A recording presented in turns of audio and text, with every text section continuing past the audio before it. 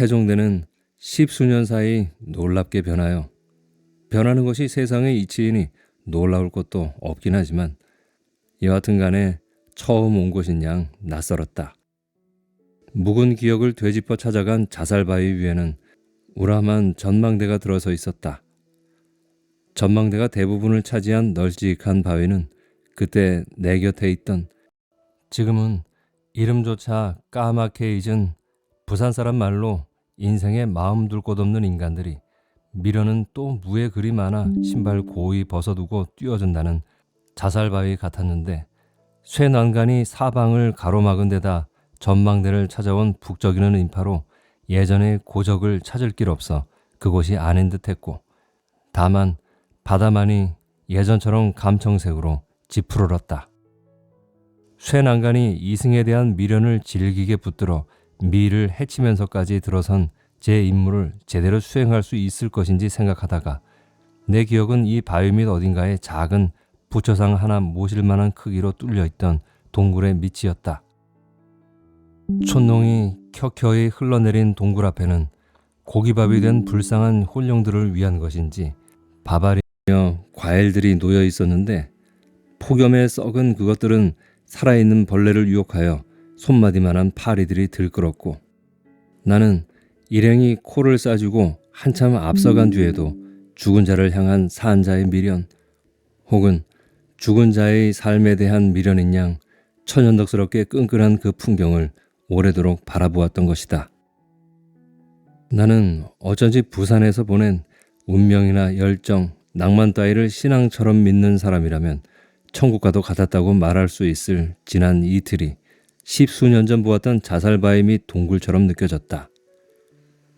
뜬금없는 충동에 이끌려 혹은 운명의 손길이 이끄는 대로 서울발 부산행 고속열차에 올랐노라고 말할 수 있다면 좋으리라. 그러나 그것은 보통의 여행에 지나지 않았다. 일상에서 벗어난다는 약간의 흥분이 전혀 없지는 않았으나 대개의 여행이 그렇듯 나의 부산행은 일상으로 복귀하기 위한 막간의 숨쉬기일 뿐이었다. 그러한 결론이 빤한 여행이란 어쩌면 본연의 여행은 아닐지도 모르지만, 금요일 오후였음에도 드문드문 빈 좌석이 많았는데 하필이면 한 남자가 내 옆자리에 앉았고, 계속 내 쪽을 힐끔거리던 그 남자가 대전을 지날 즈음 드디어 말을 붙여왔다는 것이 문제였다. 그 남자에 관해서라면 약간의 할 말도 있기는 했다.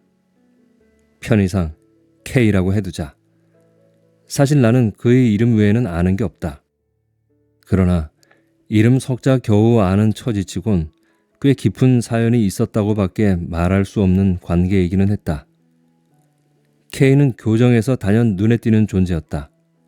그때만 해도 올망졸망하던 평균의 남자들보다 목 하나는 더 있었고, 인물도 제법 반듯한 데다 야전 잠바에 청바지나 입고 다니던 당시의 패션 감각으로는 도무지 따라갈 수 없을 정도의 멋쟁이였다.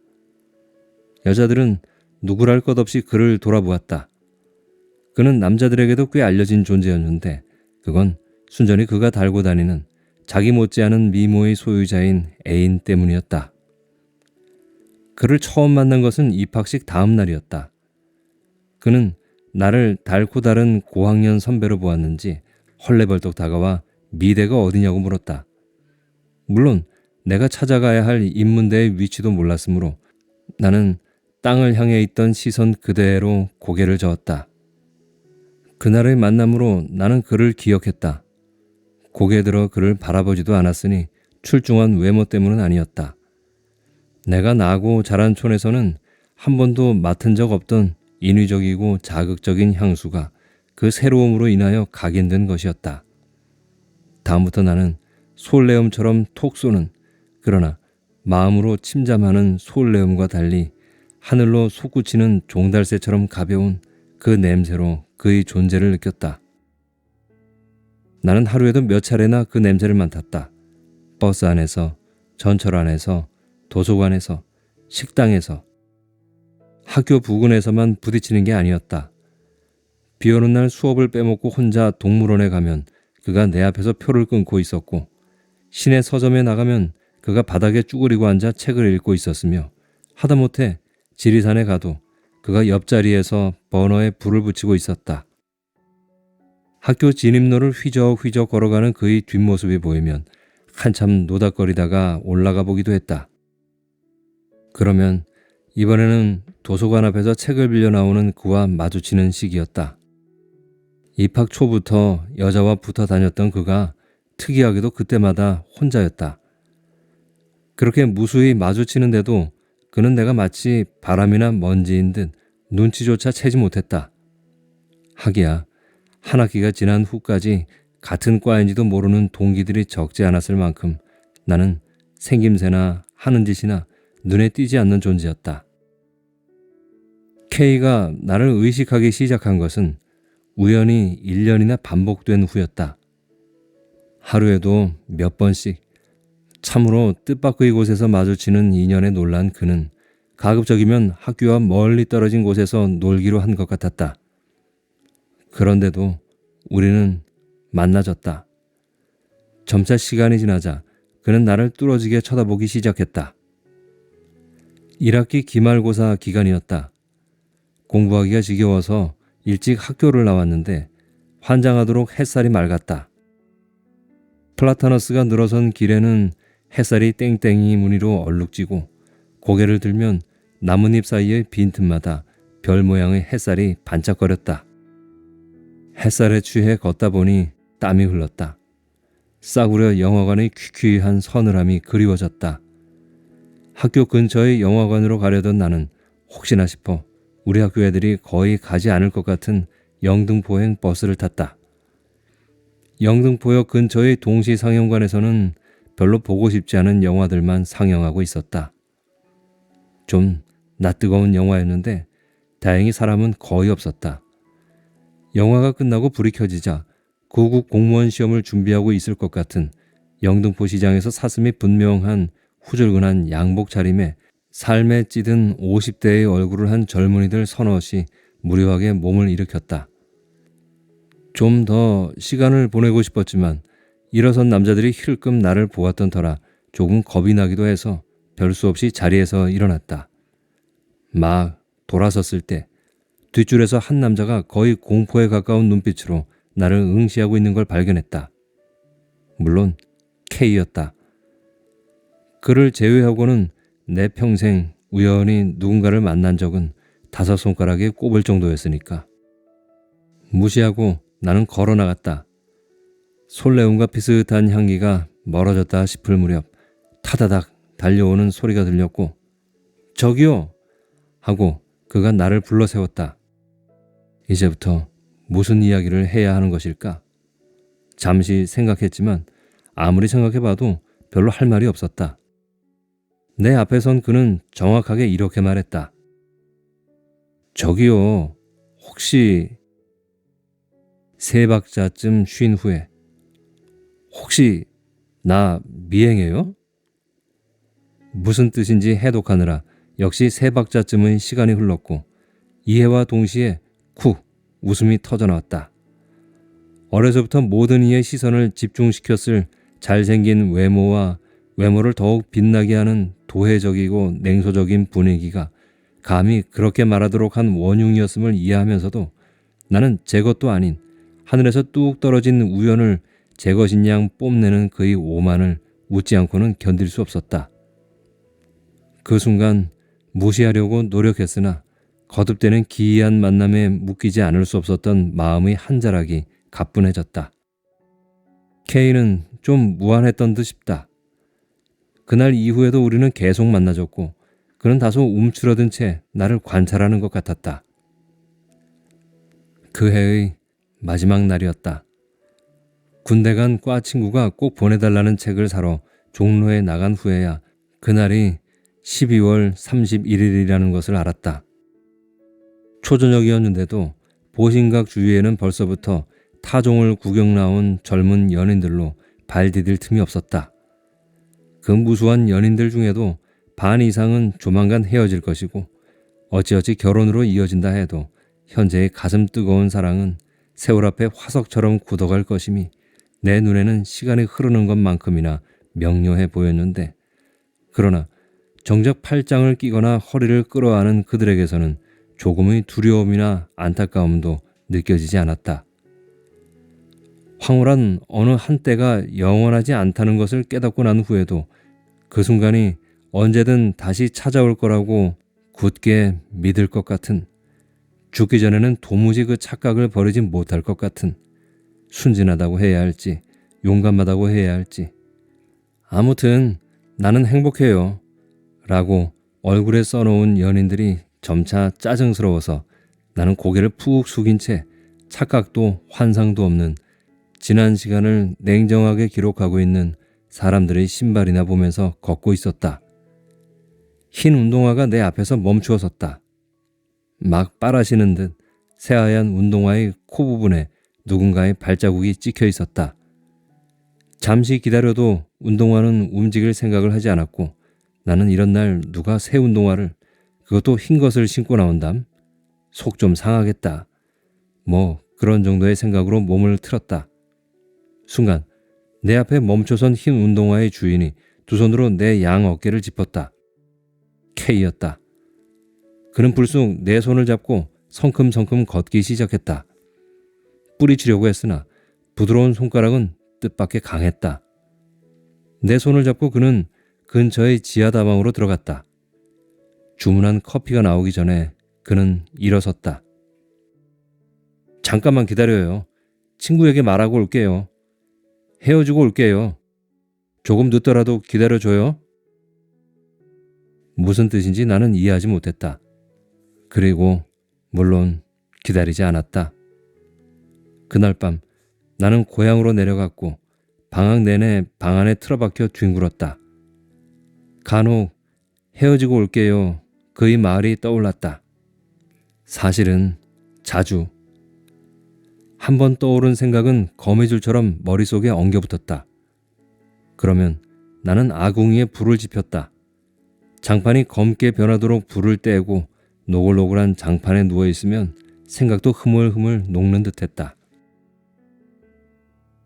개학 첫날 K를 만났다. 이번에는 우연이 아니었다. 그가 과 사무실 앞에서 기다리고 있었던 것이다. 여러 여자들의 시선이 그를 향해 있었고 그가 또 내 손을 잡아 끌기라도 할까봐 나는 좀 긴장한 상태였다. 내가 그를 무시하고 문을 열려 하자 그가 저기요 하고 불러세웠다. 아무래도 주변의 여학생들이 모두 그의 입을 주시하고 있는 것을 나는 느꼈다. 우리는 운명 같아요. 주변에서 아쉬움인지 비아냥인지 쑥덕이는 소리가 들려왔지만 이번에는 나는 웃지 않았다. K의 운명은 대체로 그의 편이었을 것이다. 외모도 그렇거니와 적어도 예술을 이해하는 고매한 정신의 소유자인 부모, 혹은 자식이 원하는 것이라면 무엇이든 하라고 할 수 있는 돈이든 정신이든 너그러운 부모 밑에서 성장했음이 분명했다. 선의의 운명 속에서 성장하여 새로운 무엇이 다가오든 일단 운명의 선의를 믿고 다가서는 그런 인간도 운명은 만들어내는 것이다. 그러나 그 운명이라는 것이 내게는 지극히 가혹했다. 이를테면 이런 식이었다. 우리 아버지는 내가 아주 어렸을 때 공장에서 일을 하다 오른손 손가락 4개를 잘린 뒤 먹고 살 방법이 없어 고향으로 돌아갔다. 고향에서 아버지의 삶은 동네 사람들의 표현에 의하면 개망난이었다. 죽을 때까지 그랬으면 차라리 좋았을 것을. 내가 10살 무렵 무슨 바람이 불었는지 독하게 마음을 먹고 아버지는 술을 끊었다. 그 후 몇 년 동안 아버지는 아버지란 이런 것이구나 싶게 아버지다웠고 우리 집은 꿈같은 평화를 누렸는데 누구나 짐작했을 테지만 행복은 길지 않았다. 운명은 참으로 모질게도 잠깐의 온기를 맛보게 한 뒤에 영원히 그 따스함을 거두어 버렸던 것이다. 그 방법 또한 사채업자처럼 모질었다. 손써볼 틈도 없이 늦게 발견하여 수술 한번 하지 못하고 죽었더라면 남은 자의 가슴에 회한이 남아 아버지라는 존재를 영원히 행복했던 짧은 순간에 박제해 놓을 수도 있었으리라. 그러나 위가 좋지 않아 병원에 갔던 아버지는 뜻밖의 간암 초기였다. 아직도 희망이 창창하다고 하여 논 면마지기를 팔아 간을 잘라냈는데 그 1년 뒤에는 암세포가 간은 놔둔 채 위로 멀리 뛰기를 하여 전이 되었고 이번에는 집을 팔아 위를 잘라냈다. 알코올 중독으로 세상을 포기한 바 있던 아버지가 이번에는 어쩌자고 아직 젊은 아내와 어린 것들을 두고 이대로 죽을 수는 없다며 죽어도 살아야겠다는 데야. 죽을 자는 죽더라도 남은 자는 살아야겠으니 이쯤에서 포기하라고. 누군들 그렇게 잔인해질 수 있었겠는가. 우리 중의 누구도 운명처럼 잔인하지는 못했다. 그 뒤로도 수술을 한 번 더 하고 병원에서 등 떠밀려 집에 와서는 온갖 민간요법을 두루 거치고 죽는 그날까지 살겠다고 발버둥 치면서 산삼 한 뿌리를 씹어 먹다가 아버지는 죽었다. 누구도 입 밖에 내지는 않았지만 그리고 그런 생각을 하게 된 지점은 조금씩 달랐겠지만 우리 가족은 어디쯤에서 내심 아버지가 그만 포기하기를 간절히 바랐고 반쯤 남은 산삼을 포기할 수 없는 희망인 양 한 손에 움켜쥔 채 쓰러진 아버지 앞에서 다시는 눈뜰 수 없는 아버지 앞에서 비로소 안도의 한숨을 내쉬었다. 어머니는 아버지가 유일한 유품으로 남긴 반쯤 남은 산삼을 야멸차게 빼냈다. 채 식지 않은 아버지 시신 앞에서 오빠는 무표정한 얼굴로 어머니가 강제로 쑤셔 넣다시피 한 산삼을 오래도록 씹었다. 우리 집안에 닥친 불운한 운명의 상징과도 같은 산삼을 우물우물 씹고 있는 오빠에게서는 냉정한 항전의 자세가 느껴졌고 그 모습이 어쩐지 비장하게 아름다워서 나 또한 어디 한번 덤벼봐라. 얼마든지 상대해주마. 이길 수 없는 싸움이라 할지라도 고분고분 져주지는 않겠다. 라고 결사항전의 결의를 다졌던 것이다. K가 그날 여러 학생들 앞에서 읊었던 우리는 운명 같아요 라는 심파조의 대사는 심파의 지상명령답게 다소 감동적이긴 했다. 그러나 설사 K의 말대로 우리의 만남이 운명이라 할지라도 나에 대한 운명의 처사가 그러하였으므로 나는 길 잃은 착한 양처럼 운명 앞에 고분고분할 수 없었다. 게다가 운명은 다시 한번 나를 시험대 위로 올리기로 작정한 것 같았다. 운명의 시험대라는 것은 풍뎅이 한 마리를 잡아 뒤집어 놓은 후 몇 바퀴 맴을 돌리다가 실증이 나면 날개를 뜯고 다리를 뜯어 기어이 죽음에 이르게 하는 순진무구하게 잔인한 어린 것들의 장난과 다를 바 없다는 것을 고작 20몇의 나이긴 했지만 나는 명징하게 깨닫고 있었다. K 덕분에 나는 일약 유명인사가 되었다. K가 운명의 상대인 나를 만나기 위해 정리한 여자가 우리 학교뿐 아니라 주변 대학까지 널리 알려진 요즘으로 치면 얼짱쯤 되었을 남자들이 동경의 대상이었던 탓에 그런 여자를 차게 만든 나라는 인간에 대해 세간의 관심이 집중되었던 것이다. 쌀밥만 먹던 사람이 잠시 거칠거칠한 보리밥에 한눈을 팔았던 것이라는 지극히 현실적인 분석에서부터 보족에 들어간 여자는 색을 밝힌다는 근거 없는 속설에 기인하여 잠자리가 끝내준다더라는 쌍스러운 소문에 이르기까지 나는 내 뜻과는 무관하게 저 풍뎅이 꼴이 되고 말았다. 잠자리가 끝내준다는 소문 덕분이었는지 난생 처음 내 뒤 꽁무니를 따라다니는 남자도 두어 생겨났으니 좋게 생각하면 인생의 봄날이라고 말할 수도 있을지 몰랐으나 남의 풍뎅이를 뺏고 보려는 유치한 호기심의 발로인 줄을 아는 나로서는 하루하루가 치욕이었다. 반년 남짓 나를 따라다니던 K는 군대에 갔고 그가 제대하기 전 나는 사회인이 되었다. 밥 벌어먹고 산다는 것이 그리 만만하지는 않아서 나는 이내 그를 잊었다. 하기야 잊을 만한 추억도 없기는 했다. 마주치지 않으니 자연스레 잊혀졌을 뿐이다. 사회는 운명만큼이나 비정했으나 운명과 달리 특별한 행운을 바라지 않는 한 내 학이 나름으로 예측 가능했고 운명의 마수에서 벗어났다는 안도감마저 들었으므로 나는 대개의 젊은이들과 달리 직장 생활에 아주 순조롭게 안착했다.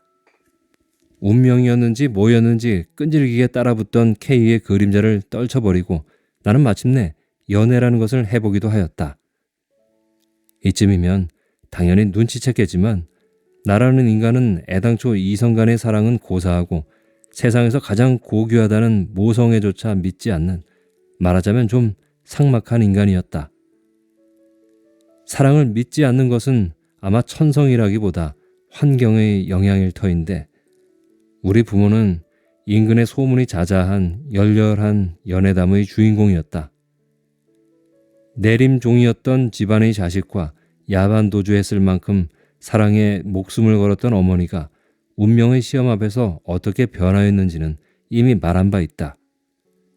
부모를 버리고 도망치게 할 수 있었던 사랑이란 것이 그 사랑하는 이의 식지도 않은 시신에서 산삼을 꺼내 자식에게 먹일 수 있도록 야멸치게 변할 수도 있는 것이며, 반 남은 산삼이라도 먹이고 싶어 했던 자식에 대한 애정이라는 것도 끝없는 실망 앞에서는 남편에 대한 사랑과 마찬가지로 돌변할 수 있는 것임을 냉혹한 운명 덕분에 나는 일찌감치 깨달았던 것이다. 그래서 나는 오빠가 이런저런 산전수전을 겪은 후 별것 아닌, 그러나 어머니에게는 청천벽력이었을 폭력 사건으로 감옥에 간 뒤 대학 나와 번듯한 직장에 취직한 내게로 전이해온 어머니의 지극정성을 암세포의 전이나 되는 양 차갑게 내칠 수 있었다. 사랑이란 내게 그런 것이었다.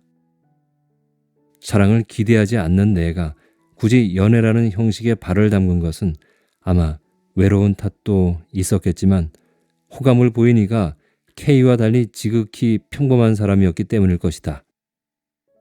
같은 직장에 다니는 나만큼 평범했던 그 선배는 30줄에 들어서고 있었고, 석 달 만에 손을 잡고 6달 만에 키스를 한 후 마음이 급했던 것인지 결혼을 하자고 했다.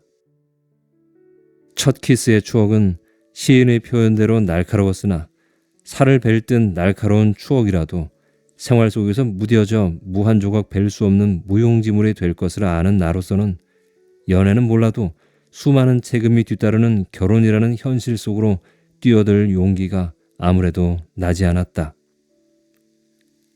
머뭇거리는 나를 2년이나 기다려주었던 선배는 결국 떠났다. 함께 시간을 보내던 사람의 느닷없는 실종. 아니, 그보다는 그로 인해 주체할 수 없이 남겨진 시간을 견디는 일이 쉽지는 않았지만 연애한 만큼의 시간이 흐르자 그럭저럭 나는 예전의 단조로운 일상으로 복귀할 수 있었다. 남은 시간을 오롯이 일에 투자한 덕분에 또래의 남직원보다 일찍 승진도 했다. 사랑을 기대하지 않았듯 나는 더 이상의 성공도 기대하지 않았다. 불행은 언제나 행복 속에 도사리고 있는 법이니까. 성공이나 행복을 꿈꾸지 않는 것, 모든 기대를 버리는 것, 그것이 운명에 가할 수 있는 최고의 복수라고 나는 생각했던 모양이다. 욕망을 버리는 것이 욕망하는 것만큼이나 어려운 일이며, 설사 버리는 척 위장하며 버틴다 하더라도 잔혹한 운명의 집요한 시선에서 벗어날 수 있을 것인가 하는 더 본질적인 문제에 봉착하고야 만다는 사실을 나는 불행히도 알지 못했다. 욕망을 지움으로써 가급적 운명과의 불쾌한 조우를 회피하고 있었지만 운명이 언제 어디서 그 섬뜩한 손길로 내 발목을 붙들지도 모른다는 불안감이 아주 없지는 않았다. 그 불안은 끝내 현실로 다가오고야 말았다. 자신의 미덕은 타인의 미덕보다 제 자신의 악덕에 가깝다는 옛 성현의 말을 굳이 빌려올 필요도 없을 것이다. 공평무사한 처신이라기보다는 무심의 결과로 누구의 편에도 서지 않고 누구의 미움도 받지 않음으로써 나는 현실적으로 공간화하자면 한 평도 되지 못할 회사에서의 내 자리라는 것을 지켜올 수 있었는데, 결국은 바로 그 점, 그러니까 누구의 편도 아니라는 것 때문에 2번이나 승진해서 누락되고 말았다. 내가 부산행 고속열차에 올라탈 때의 정황이라는 것은 이러하였다. 그렇다고는 해도 내게는 아직 선택의 기회가 남아 있었다. 사표를 내거나 퇴직을 당하는 것. 자존심의 문제일 뿐 결과는 별다를 바가 없는 가장 명료한 길 외에 구원의 밧줄도 있기는 하였던 것이다. 구원의 밧줄을 내려준 것은 회사의 실세로 알려진 김이사였다. 김이사는 몇 년째 내게 자신은 구원이라고 표현한 실제로도 구원일, 그러나 본질적으로는 추파에 지나지 않는 끈끈한 눈길을 보내고 있었다. 그 시선의 정체는 다름 아닌 정복욕이었다.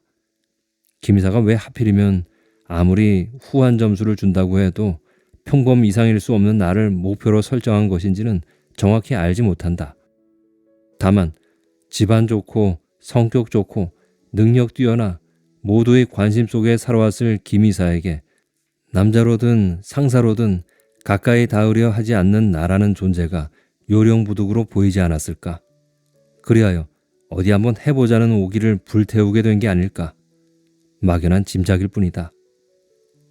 참으로 사소한 일에 정복욕을 불태우는 김이사가 우습기도 했지만 사실을 말하자면 나는 간혹 식사를 해주고 2차는 냉정하게 거절함으로써 그 정복욕을 적당히 이용하고 있었는데 김이사의 정복욕은 아마 내 생각보다 강하지 않았던 모양으로 몇 년의 줄다리기 끝에 최후의 승부수를 던진 것이었다.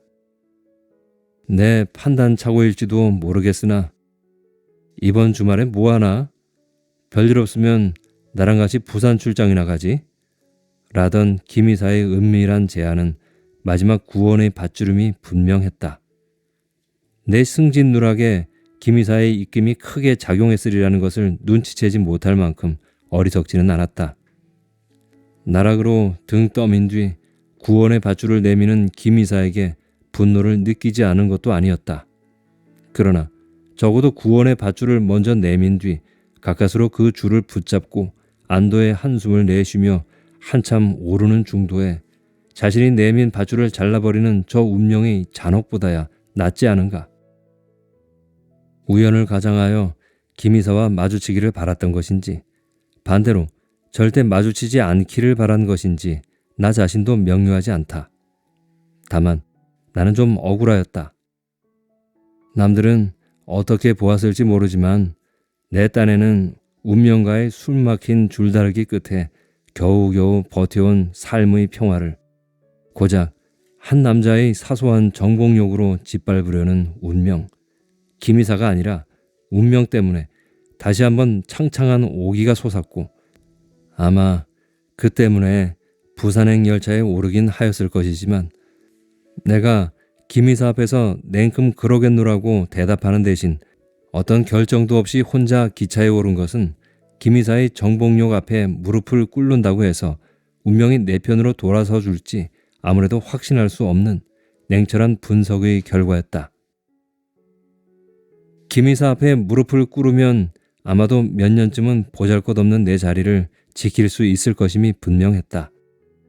그러나 정복함으로써 정복욕은 사라질 것이고 그때가 되면 나는 무엇으로 운명에 대항할 것인가 라는 생각을 김이사의 우스꽝스러운 제안을 받는 그 순간 나는 이미 하고 있었던 것이다. 몸은 허락하되 끝까지 냉정을 유지하는 것으로 명다한 정복욕을 기신기신 연장시키거나 불륜 사실을 폭로하겠다는 위협으로 꽤 오래 내 자리를 연장시킬 수 있을지도 몰랐다. 그러나 그것은 잔혹한 운명에 대항하여 어떻게든 살아보겠다고 집안 말아먹고 산삼 씹어먹다 죽은 내 아버지와 다를 바 없는 가장 참담한 몰락의 다름 아니었다. 운명이 비정한 칼끝을 들이댈 때 거기 머리 디밀어 산뜻하게 베어지는 것이 도망치고 또 도망치다 결국은 제 영혼을 파괴시키는 것보다는 적어도 욕망하지 않는 그 산뜻한 포즈로서 최소한의 복수나마 될 수 있는 것은 아닐까. 기차에 올라탔을 때 이미 나의 오기는 한풀 꺾여 있었고 그러니까 나의 부산행은 심정은 다소 복잡했으나 앞서 말했듯 일상적인 여행에 지나지 않았던 셈이다. 그런데 참으로 오지랖 넓은 운명은 김이사가 아니라 K를 비장의 복병으로 등장시킨 것이었다.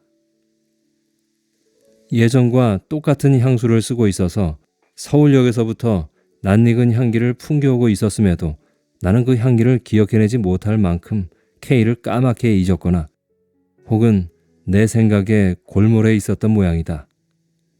대전역에 잠시 정차했던 차가 다시 속도를 높이기 시작했을 때 나는 결론 나지 않는 생각을 털어버리려 앞좌석의 등받이에 꽂혀있는 잡지를 꺼내기 위해 몸을 숙였고 순간 기억을 환기시키는 아릿한 향기를 느꼈다. 익숙한 향기가 미쳐 하나의 형상을 불러오기도 전에 옆좌석에 앉아있던 K가 물었다. 이번에도 도망칠 건가요? 마지막으로 도망친 것은 그러니까 10수년 전의 일이었다. 직장생활 3, 4년 만에 약간의 돈을 모은 나는 그 무렵 유행이던 오피스텔에 전세나 들어볼까 하고 방을 보러 다녔다. 내가 처음 찾아간 곳은 마포대교를 건널 때마다 보였던 강변의 오피스텔이었다. 내가 찾는 작은 평수는 나와 있는 게 없다고 하여 막 돌아서려는 찰나 전화가 울렸고 복덕방 주인은 운이 좋다며 지금 막 임대를 내놓은 방으로 나를 데려갔다. 익숙한 향기와 함께 문틈으로 얼굴을 내민 것은 K였다. 왜 그랬는지 모르겠다. 나는 아무 생각 없이 돌아서서 달렸다. K에게 거의 붙잡힐 뻔했을 때 마침 택시가 내 앞에 와 섰고 K는 닫힌 문을 두드리다가 차도로 한참이나 택시를 쫓아왔다. 그 후 K는 내 인생에서 사라졌다. 인생의 갈림길에 선 순간 또 한 번의 우연으로 맞닥뜨린 K는 세월조차 그의 편이었던 듯 예전과 조금 더 다르지 않은 모습이었다. 그때 나는 유학을 떠나려던 참이었어요. 그리고 오늘은 이혼 서류를 접수했죠. 똑바로 내 눈을 응시하는 그의 시선에는 뭐랄까 원망이라고밖에 해석할 수 없는 비난 같기도 한 석연치 않은 감정이 담겨 있었다. 아마도 K는 내가 운명이라던 그 옛날의 생각을 여전히 갖고 있는 듯했다. 그의 말이 사실이라면 그는 이혼 서류를 접수하고 나는 상사와의 불륜을 잠시나마 각오한 하필이면 바로 그날 우리는 또다시 마주친 것이다. 부산역에서 그가 손을 내밀었을 때 나는 말없이 그 손을 잡았다. 순간 운명에 대한 복수라는 것이 가능하기나 한 것인지 결사항전이든 투항이든 결국은 마지막 결과까지도 운명 속에는 내포되어 있는 것이 아닌지 내 머릿속에 그런 생각들이 꿈틀거렸는데 만일 그렇다면 항전이든 투항이든 무슨 의미가 있을 것인가? K와 나는 함께 밥을 먹고 술을 먹었다. 그러나 별로 할 말은 없었다. 기이한 운명을 공유하고 있긴 했지만 우리는 서로에 대해서 너무 무지했으며 그렇다고 호구조사부터 시작하기에는 또 너무 가까웠다. 5시간 가까이 술을 마시는 동안 우리는 고작 의미 없는 몇 마디의 말을 나누었을 뿐이다. 어색함 탓이었는지 결정적 순간에 나를 만난 흥분 탓이었는지 그는 급하게 술을 마셨고 술 기운을 빌려 옆자리로 옮겨서는 내 손을 꼭 잡았다. 그는 호텔에 투숙할 때까지 내 손을 놓지 않았다. 엄밀하게 말하면 처음 만난 것이나 다름없는 남자를 따라 호텔까지 간 것은 아마 세월 속에서 체득한 뻔뻔함 덕이었을 것이다. 혹은 운명과의 일전에 두 손 들기 직전의 자포자기이거나 마지막 앙탈 같은 것인지도 몰랐다. 흰 시트 위에 선명하게 남은 혈흔을 보고 그는 다소 감동을 받은 듯했다. 사정할 때보다 더 격한 떨림으로 나를 안으며 이렇게 물었던 것이다. 이럴 걸 왜 그렇게 도망쳤어요? 아마도 그는 내가 운명의 상대를 위해 처녀를 지켜온 것이라고, 그러니까 나 역시 자신을 운명으로 여긴 것이라고 확신하는 모양이었는데 어디까지나 그의 착각에 불과했다. 그 순간 나는 처음 사귀었던 남자를 떠올리고 있었다. 시트 위의 혈흔은 이렇게 표현하는 것이 가능할지 모르겠으나 그 남자의 몫이어야 했다. 오래전에 헤어진 그 남자에게 나는 어쩐지 미안하였다. 사랑까지는 아니었다 할지라도 내 마음에 가장 가까이 다가온 것은 그 남자였고, 운명이건 뭐건 기차 옆자리에 우연히 앉은 K와 나눌 수 있는 일이라면 그것은 당연히 오랫동안 나와 세월을 공유한 그 남자의 것이어야 했던 것이다. 어쩌면 K는 나의 첫 남자로서 운명 속에 점지된 것이어서 20살에 겪고 지났어야 할 운명을 이제야 겪는 것은 아닐까. K의 말대로 도망치지 말아야 할 때 도망침으로써 미성숙의 상태로 그 남자를 만났고, 그로 인해 어쩌면 결혼으로 이어졌을지 모를 그 남자와의 운명조차 실패로 끝난 것은, 나는 뭐가 뭔지 모르게 부끄럽고 미안하고 혼란스러웠으나 17년 전에 점지된 운명과 행복하게 조우한 K는 부력과 액체 사이의 관계를 발견하고 알몸으로 욕조를 뛰쳐나간 아르키메데스처럼 흥분해 있었다. 그 이상한 열정이 나를 잠시 붙들었다. 좀 더 솔직해지자면 농밀한 세월의 흔적 속에 뭔가 핵심적인 것을 결여한, 아마도 나로 표상되는 운명이었을 것이지만, 원숙하면서도 소년처럼 앳된 K의 얼굴을 바라보는 것만으로 가슴이 두근거렸음을 고백하지 않을 수 없겠다. 나와 하룻밤을 보내고 난 다음 날 아침부터 결여를 대신한 것은 이상한 열기였는데, 그 열기가 불과 몇 시간 사이에 전신의 세포를 사로잡은 듯 과음 후였음에도 그는 초여름날 잔바람에 온몸을 뒤채는 포플러 잎사귀처럼 햇살을 튕겨내는 것 같았다. 듬성듬성한 그의 말을 종합하자면 그의 인생은 실패랄 것도 성공이랄 것도 없이 무난하게 흘러온 모양이었다. 그러나 그는 자신의 삶에 만족하지 못했고, 그 불만족은 운명을 거부한 내게서 기인한 듯했다. 이혼으로 끝이 난 결혼 생활도 상식적으로 아무 문제가 없었다. 결혼이라는 현실이 사랑의 환상을 무너뜨린다는 것쯤이야 미혼 남녀도 아는 상식 아닌가. 그럼에도 사람들은 절반쯤의 환상을 붙든 채 결혼을 하고 반쪽의 환상이 완전히 무너진 다음에는 자식에 대한 책임감이나 어떤 인생을 택해도 별다르지 않을 거라는 비정한 현실에 무릎을 꿇는 것이다. 그는 비정한 현실을 직시하는 대신 오래전에 도망쳐버린 운명에 집착했다. 그리고 결정적인 순간, 그야말로 운명처럼 도망쳤던 운명의 상대를 만난 것이다. 그럼으로써 그는 맹맹했던 자기 인생의 활용점정을 완성할 수 있다고 믿는 모양으로 느닷없는 창작열에 불타 피난지의 이중섭처럼 닥치는 대로 그림을 그리기 시작했다. 문외 아닌 나로서는 뿜어져 나오는 창작열의 결과를 평가할 수 없었지만, 설령 가히 천재적이라 할지라도 한순간의 우연으로 불타오르는 그의 열정을 나는 도무지 신뢰할 수 없었는데, 제 스스로 점화하지 않은 열정의 불꽃은 누군가 불을 붙였듯 한 줄기 바람에도 꺼질 수 있을 터이기 때문이었다.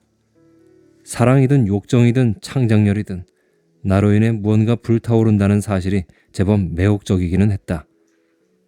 내가 가뭄 끝의 한 줄기 소낙비라도 되어 K라는 목마른 대지를 적시는 느낌이었고, 세상의 일이란 상호적이어서 비에 젖어 충만해진 K라는 대지로 인해 나 또한 5, 6월 초목처럼 싱싱하게 되살아나는 느낌이었다. K는 오직 나만을 바라보았다. 그리하여 그의 붓끝에서 피어난 것은 이 세상 어디에도 없는, 내가 아닌 그러나 또한 나인 낯선 존재였다. 한 남자의 오롯한 시선을 받고 적어도 그에게만은 우주가 될 수 있다는 사실을 나는 처음 알았고, 그의 은밀한 시선이 펌프처럼 내 몸에 공기를 주입하여 하늘로 둥둥 떠오를 것도 같았는데, 떠오른 나는 번번이 천장에 부딪혀 추락하고 마는 것이었다. 선의의 운명 속에 살아온 그는 다른 모양이었지만, 운명의 비정을 일찌감치 조우한 적이 있는 나로서는 지금은 내 편인 듯한 운명이 언젠가 저 천장처럼 내 앞을 막아설 것이라고 밖에 생각할 수 없었다. 그래서 나는 운명에 대해서건 나에 대해서건 한 점의 의혹도 불안도 없이 잠들어 있는 그의 곁을 조심스레 떠나온 것이다. 부산역에 내렸어야 할 것을 나는 택시를 세우지 못했다. 태종대에서 내린 것은 달리 아는 지명이 없었던 까닭이었다. 오래전 아찔한 절벽 아래로 끊임없이 밀려와 흰 포말로 사라지는 파도를 망연히 내려다보던 나는 불현듯 뛰어들고 싶은 충동을 느꼈고, 나도 모르게 그때는 난간도 없던 절벽 쪽으로 몇 발 내디뎠는데 곁에 있던 부산 친구가 내 팔을 붙들고는 저만치 서 있는 팻말을 가리켰다. 팻말에는 한 번 더 생각하세요 라고 적혀 있었다. 자살바위는 굳이 죽기를 작정한 사람이 아니더라도 누구의 마음속에서나 죽음을 끄집어 올리는 이상한 마력이 있는 듯했다. 내가 10수년 전의 기억을 더듬어 기어이 자살바위를 찾아간 것은 그때와 같은 죽음의 충동을 기대한 것은 결단코 아니었다. 그저 택시를 타고 오는 동안 K 몰래 도망쳐 나온 내 모양새가 모든 것을 버리고 뛰어들거나 아니면 또다시 누추한 현실로 복귀해야 하는 저 자살바위와 다를 게 없다는 생각이 들었을 뿐이었다. 그러나 다시 찾은 자살바위는 바위 전체를 짓누르다시피 들어선 전망대로 인하여 이전의 비장미가 씻은 듯 사라져 그저 하나의 바위에 지나지 않았다. 쇠 난간이 가로막은 바위 끝 풍경이야 달라질 바도 없건만 전망대를 등지고 내려다본 절벽 아래는 예전처럼 까마득하게 현기증을 불러일으키지도 않았고 부서지는 포말 또한 예전처럼 막막하지 않았다. 이런 곳에서는 누구도 죽음을 떠올리지 않는 것인지 다시 한번 생각해보라는 팻말도 사라지고 없었다. 쇠난간에 기대고 서서 나는 막막하지도 않고 아찔하지도 않은 그저 깊고 쓸쓸한 검푸른 바다를 오래도록 바라보았다. 바닷바람이 니트의 올 사이로 스며들었지만 초가을의 따가운 햇살 탓에 그리 춥지는 않았다. 지금쯤 느지막이 눈을 뜬 K는 또다시 자기를 등진 운명 앞에 통탄하고 있을 것인가. 예전과 똑같은 황금색의 똥파리 몇 마리가 난간 너머 잡풀 숲으로 날아들었다. 그것들의 종착지는 망초꽃 흐드러진 잡풀숲 입구에 누군가 토해놓은 허여멀건 오물이었다. 그제야 짭조름한 갯내에 섞여 시큼하게 쉬어가는 음식 냄새가 느껴졌다. 난간 앞에 선 사람들 중 누구도 코앞에 오물을 바라보고 있지 않았다. 그들의 시선은 먼 바다나 쪽빛 바다를 배경으로 더욱 두드러진 하얀 망초꽃을 향해 있었다. 나는 왠지 덜 삭은 콩나물 대가리 몇 개 삐죽 솟은 오물에서 시선을 떼지 못했다. 누군가는 난간에 기대 괴로운 삶의 찌꺼기를 토하고 꽃은 그 오물을 거름 삼아 무성히 자라나고 누군가는 그렇게 자란 꽃과 바다를 바라보고 누군가는 오물을 바라본다.